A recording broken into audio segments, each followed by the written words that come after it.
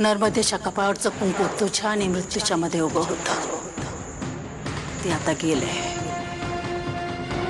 जेवढं जगता येईल तेवढं जग.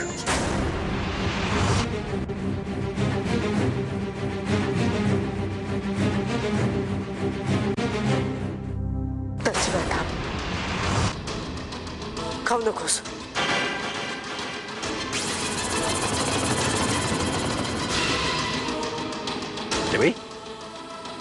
काय चाललंय हे?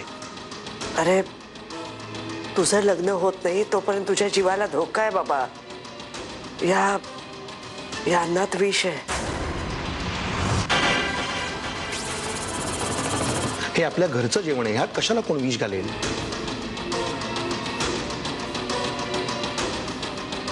जानकी, स्वयंपाक तू केलास ना, मग आधी याच्यातला एक घास तू खा.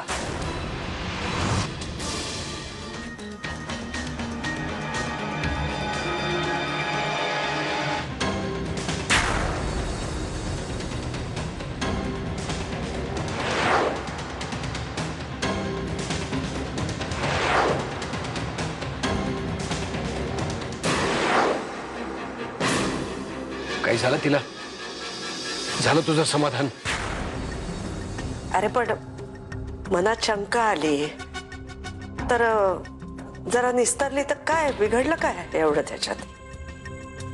तू एक काम कर, जेवण झालं की माझ्या खोलीत ये भेटायला. हा, चालू दे तुमचं. जानकी, सगळ्यांसमोर तुझा अपमान झालाय. खरंच वाईट नको वाटून घेऊस तू. अहो, अपमान कसला त्या?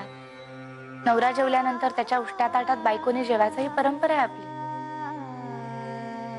उलट हे मी माझं भाग्य समजते. माझ्या स्वार्थासाठी माझ्या मुलींचा सौदा मी अजिबात करणार नाही. मग भले मला यासाठी रस्त्यावर राहावं लागलं तरी सुद्धा चालेल. बाबा, आपल्याला रस्त्यावर येण्याची वेळ कधीच येणार. हे नाटक होणार आणि आपल्याला 75 लाख रुपये मिळणार आहे. पण कसं शक्य आहे? शक्य आहे. अस्मिता विधवा आहे म्हणून आत्याबाईंना नकोय ना.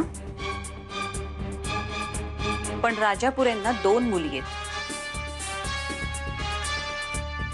आता अस्मिताच्या ऐवजी किल्लेदारांच्या घरात सून म्हणून अनुजा जाईल.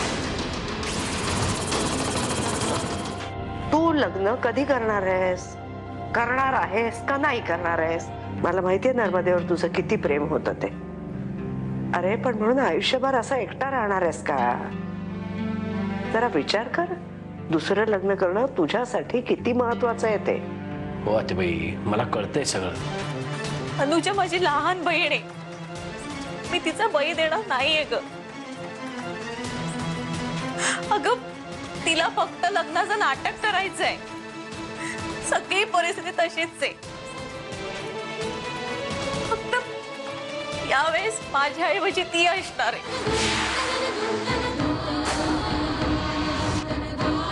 अनु,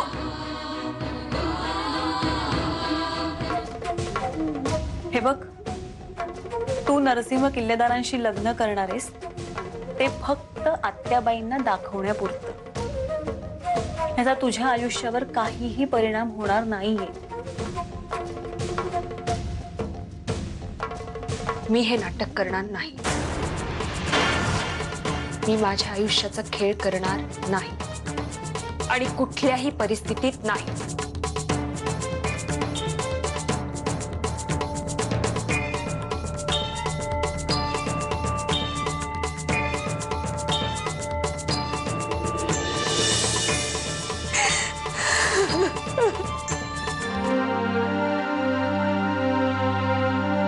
मामा,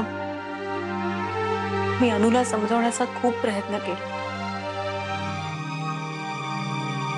ती काहीच ऐकायला तयार नाहीये. मी बोलून बघू? नाही, नको. तू वाकणे साहेबांना फोन करून कळव की काम झाले, पैसे तयार ठेव.